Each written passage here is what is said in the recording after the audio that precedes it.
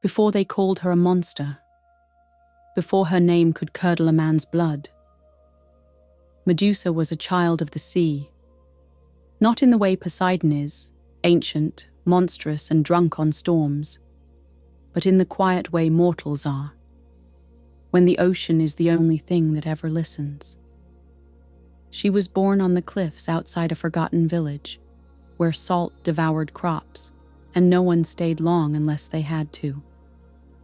Her mother had salt in her hair, and grief in her spine.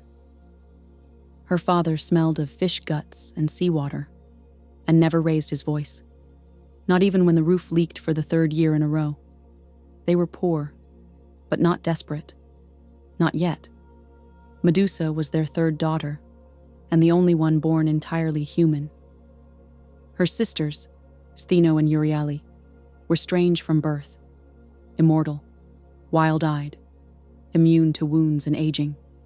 They loved Medusa fiercely, but even as children, they spoke of things no child should understand: eclipses, burial rites, the taste of blood in the wind. Medusa loved them too, but she feared them more. Unlike them, she could bruise, she could bleed, she could die. She spent her days collecting sea glass, shaping myths from the ruins of broken shells, pretending she was something greater than she was. But the village never let her forget. The way people paused when she passed, the way women whispered when she wasn't looking, the way men looked too long, then pretended they hadn't. It wasn't her fault. She didn't ask for the green eyes that caught sunlight like emerald fire. She didn't ask for hair that coiled like dark silk, or skin that glowed in the golden hour, like she'd been sculpted, not born. But beauty, when placed in a mortal girl, becomes a kind of omen. By the time she turned 12, her parents stopped letting her go to the market alone. By 13, strangers began leaving offerings at their doorstep: coins, cloves of garlic, the teeth of small animals, folk charms from frightened people who couldn't name what they feared. By 15, her father whispered her name like a prayer and looked out to sea as if the tide might answer, as if some force had already marked her. And it had. She just didn't know its name yet. The first time Medusa stood inside the temple of Athena, she didn't know she was walking into a myth. Her father's hands trembled as he braided her hair that morning, tight, ceremonial, with lavender knotted in like a ward. He didn't speak. Neither did her mother. They packed bread, oil, and a small polished stone wrapped in wool, a gift for the goddess. It was meant to be a vow, a surrender of her mortal life to something holier. But when they reached the gates, the priestesses did not open their arms. They stepped aside like shadows peeled from marble, cold and still, their eyes empty as the statues that lined the atrium. Medusa bowed low. She spoke the prayer she'd memorized, voice steady, words clear. But something flickered across the face of the eldest priestess, something like recognition or dread, and then it was gone. The temple was beautiful, but not kind. Gold-trimmed mosaics stared down from vaulted ceilings. Braziers burned slow and red. The air smelled like metal and myrrh. Athena's statue towered at the far end, eyes cast downward in eternal judgment. Medusa knelt before her, whispered her offering, but she felt no warmth, no welcome, only stone, only silence, and the quiet, unshakable sense that the goddess was watching, not with approval, but with suspicion. The temple demanded more than devotion. Every morning began in silence, no speaking until the sun touched the eastern pillar. The youngest priestesses, including Medusa, swept the corridors barefoot, their skin raw from cold marble. She memorized the rituals quickly, not because she was eager to please, but because failure meant shame, or worse, being noticed. That first year, she worked harder than anyone. She cleaned longer, chanted louder, fasted deeper. She scrubbed blood from sacrificial bowls until her hands cracked. And yet, she was never invisible. The priestesses, though polite, watched her too closely. The high priestess avoided saying her name. And Athena's statue, goddess of wisdom, war, and women who followed the rules, seemed to loom heavier above Medusa than over the others. There were whispers that the lamps flickered when she walked by, that the olive trees near the shrine bore fruit out of season, that her beauty was too much. Even sacred spaces bent toward it. Medusa tried to become less. She lowered her eyes, shortened her steps, wore robes too large, but nothing erased the tension, not from the temple, not from her own bones. At night, she prayed, not for favor, but for forgiveness, and never once did Athena answer. There were moments, brief, fragile, when Medusa thought she could belong. A younger acolyte once braided flowers into her hair before a moonlit ritual. Another shared figs stolen from the storeroom, and whispered that the gods must have poured extra honey into her skin. There was laughter sometimes. Quiet stories traded beneath statues, dreams spoken aloud like secrets. But kindness in the temple came with shadows. The priestesses feared attention. They feared difference. And Medusa was too much of both. Her beauty wasn't graceful. It was disruptive. It interrupted prayers. It pulled gazes from the altar. It reminded worshippers that the divine could wear human skin. The men who visited didn't help. Soldiers lingered too long near the colonnade. Politicians left coins just to hear her name. Even priests looked twice. She said nothing. She smiled. She obeyed. And in her silence, the whispers grew. Some said she was prideful, that she flaunted it. Others said she bewitched men, lured them like sirens. One priest claimed her eyes glowed in candlelight, said it like a curse. Medusa said nothing, because what could she say? Even the truth sounded like seduction. One evening, after a spring ceremony, a priest followed her into the lower storerooms. He said her candle had gone out, that it was unsafe, that Athena would want her protected. He smiled too much, stood too close. His breath smelled like old fruit and incense. Medusa didn't scream. She didn't push. She stood still, and in that stillness, something changed. He froze, just for a moment, blinking, backing away, as if something ancient stirred behind her gaze. Then he laughed, muttered an apology, and vanished into the marble hush. She stood in the dark, trembling, not from fear, from fury. She didn't tell the high priestess, didn't tell the other girls, because she already knew what they would say, that she misunderstood, that she had invited it, that his eyes only saw what she had allowed. And worse, what if Athena had watched? What if the goddess had seen it all and said nothing? That night, Medusa stayed awake long after the lamps had burned out. She whispered a prayer, not to Athena, but to the ocean beyond the temple walls. The wind moaned in reply. The marble cracked beneath her feet, and something in the darkness opened one eye, watching, waiting, listening. It was after that night that the dreams began. They weren't dreams. Not really. Not visions either. Just sensations. Waking with salt on her tongue. Feeling scales beneath her feet as she walked polished marble. Hearing the hiss of waves inside torchlight. She told no one. But the temple changed around her.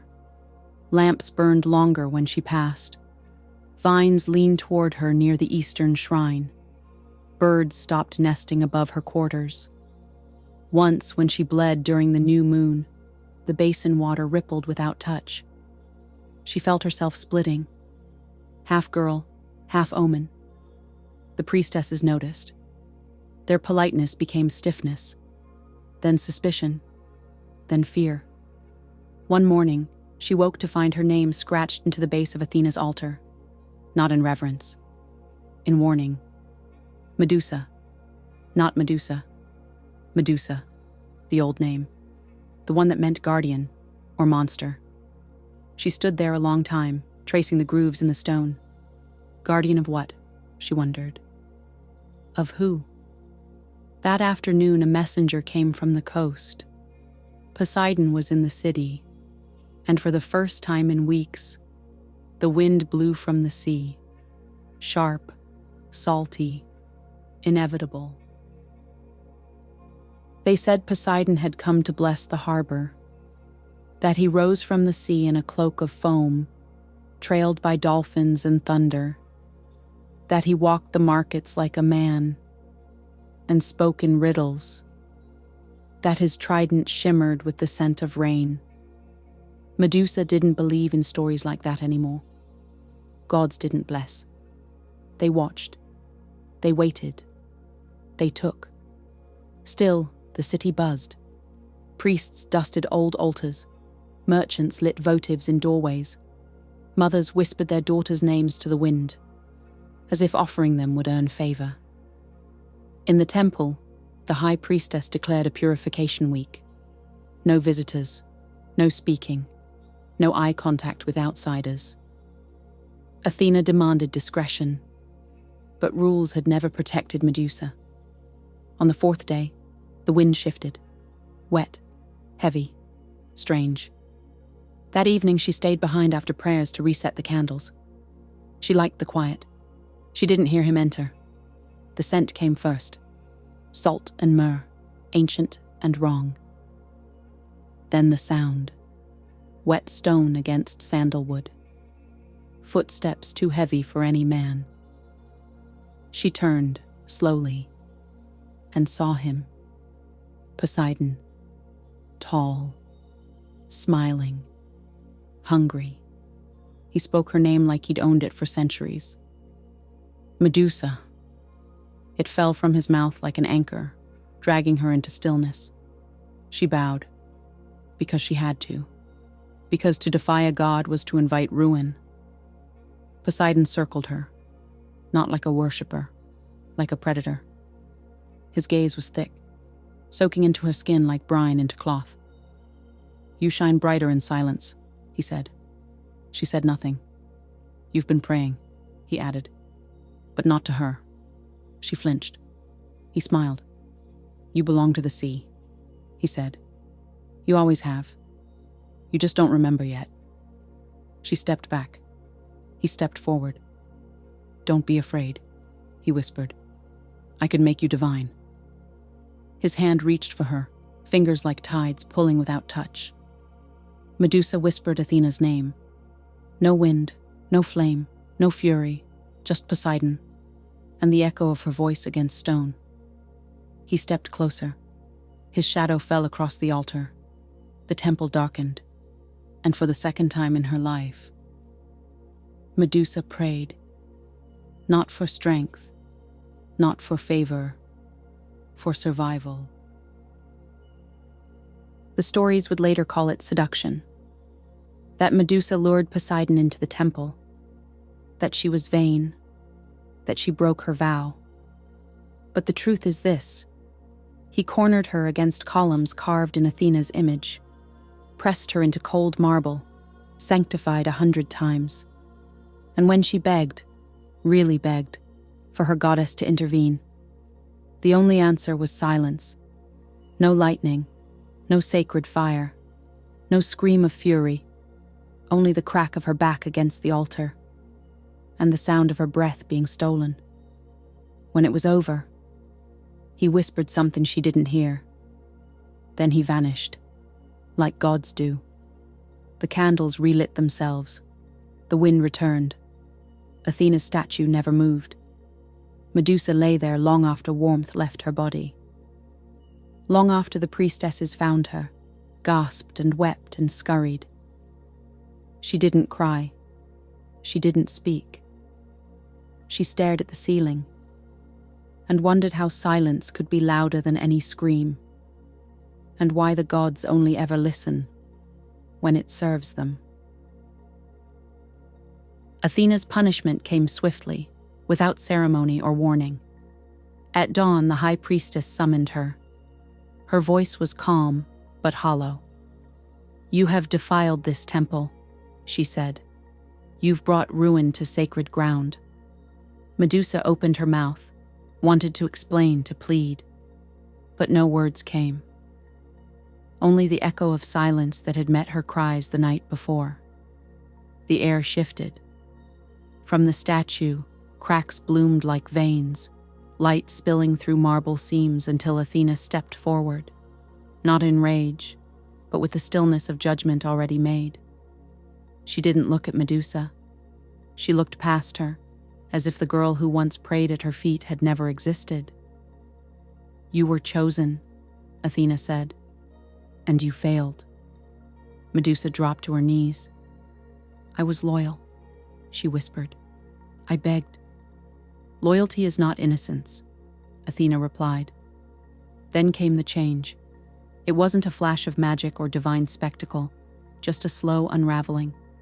Her spine pulled inward, her breath caught in her throat, and her scalp bloomed into a crown that writhed. The temple shook. The priestesses fled. Her screams split the air like lightning. And when it ended, Medusa opened her eyes. She was not broken. She was transformed. No longer a priestess. No longer a girl. She had become the warning. They didn't cast her out immediately. For one long, aching day and night, Medusa was locked in the vestibule.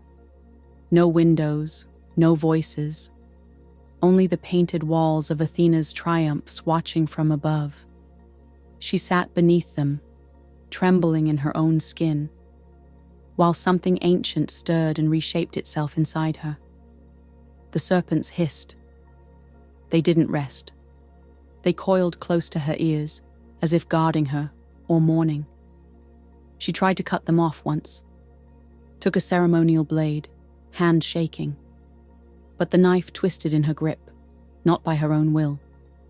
She bled. The serpents tightened around her shoulders like armor. By morning, the high priestess appeared in the doorway. She didn't speak. She didn't meet Medusa's eyes. Just left a cloak on the ground, coarse, brown, nothing else. There was no trial, no farewell. At the edge of the city, beneath the sky washed in pale shame, they put her on a skiff. No oars, no guide, just water ahead and silence behind. She didn't look back. The sea opened before her like a wound, and somewhere beyond the reach of maps she saw it, jagged, black, waiting. Not a prison. Not yet. Maybe a throne. The island had no name. It wasn't marked on any map, and no sailor spoke of it unless forced. It rose from the sea like a wound, jagged, black, silent. She stepped ashore barefoot, serpents restless on her shoulders, hissing louder than the waves. There was no welcome, no shrine, only wind. She didn't build a fire, didn't cry, just walked until she found a cave deep enough to hide from the sky. And there, she lay on stone and listened to the dark. Time passed, but it no longer mattered. She drank from rain-slick cracks, ate bitter roots, caught fish with her bare hands. Her skin thickened, Her eyes adjusted. Her silence deepened. The serpents never slept. They wrapped around her like sentinels, watched with her, whispered without language. She stopped fearing them. In time, she spoke back, not with words, but breath and breathlessness, as if they were extensions of the same truth. She no longer prayed. What god would listen now? She was no longer a daughter of Athena, no longer a supplicant or a symbol. She belonged only to the island, and in its silence, it belonged to her. Time passed without names, no calendars, no bells, just wind, salt, and the rhythm of a world that had forgotten how to speak. Medusa moved like part of the island, slow, deliberate, elemental. She no longer flinched when the serpents struck at shadows, no longer blinked when her reflection shimmered in still water. She had learned the weight of her gaze, what it did, what it meant. It started with a seabird, lost, limping, bold enough to land near her cave. It chirped. It looked at her. Then it stopped, frozen, not dying, not fleeing, just still. She buried it with careful hands, whispering a prayer she didn't mean, and still felt the ground pulse in answer. Power no longer belonged to the sky. It lived in her breath, her blood, her stare, and the island responded. The wind softened near her steps. The trees bent closer. The waves calmed when she wept. Even the owls came. They watched from the cliffs and did not fear her. She hadn't conquered this place. She had become its heartbeat. And when men came, swords drawn, names forgotten, they joined the others, stone, silent, facing the sea. She gave them no curse, only consequence. They kept coming, not in armies but in stories. Whispers grew into warnings. Warnings turned to songs. Songs became legend. A woman who turned men to stone. A monster with a crown of serpents. A demon born of pride and punished by wisdom. They never spoke of the temple. Never named the god. Never asked what came before. It was easier that way. Easier to carve a villain than to question the divine. So Medusa became shorthand. For danger. For beauty gone wrong. For the consequence of being unclaimed. Heroes trained to slay her. Mothers warned daughters not to be her. Sailors avoided her island like plague. And still, she watched. The statues told her everything. Each shield, each crest, each symbol of Olympus sewn into cloth meant to kill her. She knew. She wondered. Did Athena? Was the goddess proud or afraid? Because Medusa no longer prayed. But she still listened. And somewhere in that endless quiet, she hoped the gods heard her silence as clearly as they once ignored her screams. It wasn't fear that kept them coming. It was the legend. The kind of tale that turns men to marble chasing glory. One even sang as he climbed the cliffs. Voice cracked, but proud. He died mid-note, lyre in hand, hope still caught in his throat. She watched him freeze and wondered, why do they keep believing the story ends with her? Then came one who didn't sing. He came on winged sandals, armed with gifts he hadn't earned, given by gods who had stayed silent when she wept. Perseus. She didn't know his name yet, only that something shifted. The serpents went quiet. The sky stilled. The island held its breath. He didn't come with prayers. He came with a mirror and steel. He never looked at her directly, only in reflection. Medusa stood her ground, not because she hoped, but because she refused to flinch. And for the third time in her life, she prayed. Not for salvation, for truth, to outlive her. Perseus didn't arrive like the others. There was no shouting, no singing, no thunder of swords or feet. He came quietly, with tools the gods had given him: winged sandals, a mirrored shield, a blade meant to sever myth from memory. Medusa sensed him before she saw him. The serpent stilled. The sky held its breath. Even the waves seemed to pause, listening. She stepped into the clearing. Did not run. Did not hide. She had faced gods, faced silence, faced exile. She could face this. He didn't look at her directly. Only through the mirror, eyes cold, determined, rehearsed. She saw no cruelty in him, only duty. And somehow that felt worse. Duty wears the mask of justice, but it strikes without asking. She wanted to speak, to ask if he knew what she was, what had been done, if Athena had told him everything, but the words never came. He raised the blade. She didn't flinch, didn't cry out, and when steel met silence, there was no scream, only light, and a final breath. But from her blood, life bloomed.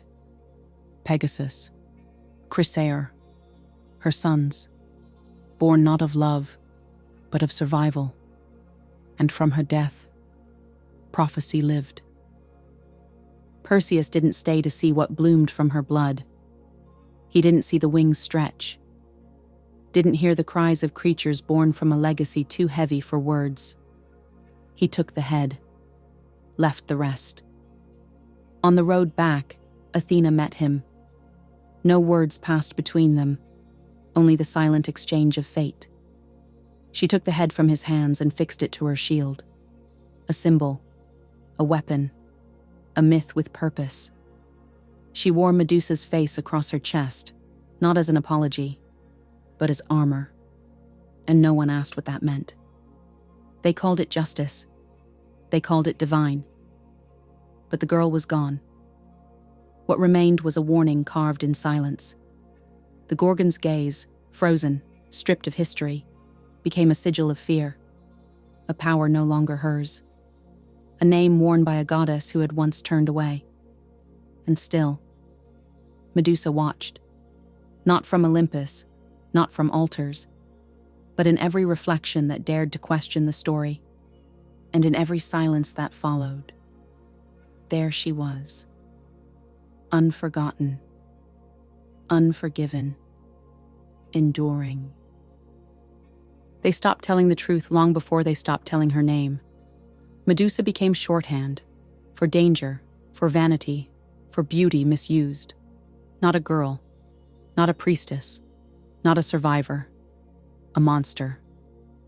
Temples kept her image, but not her story. Athena wore her gaze like a badge, as if silence could be weaponized and repentance could be sculpted into stone.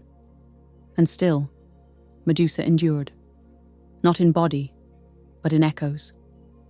In art, she began to shift, painted with grief instead of fangs, sorrow instead of malice.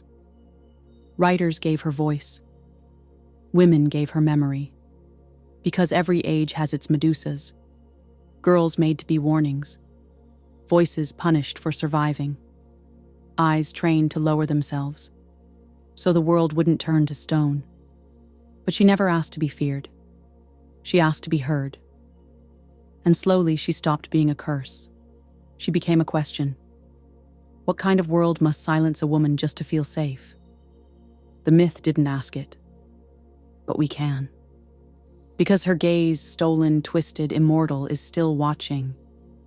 Not to punish, to be remembered.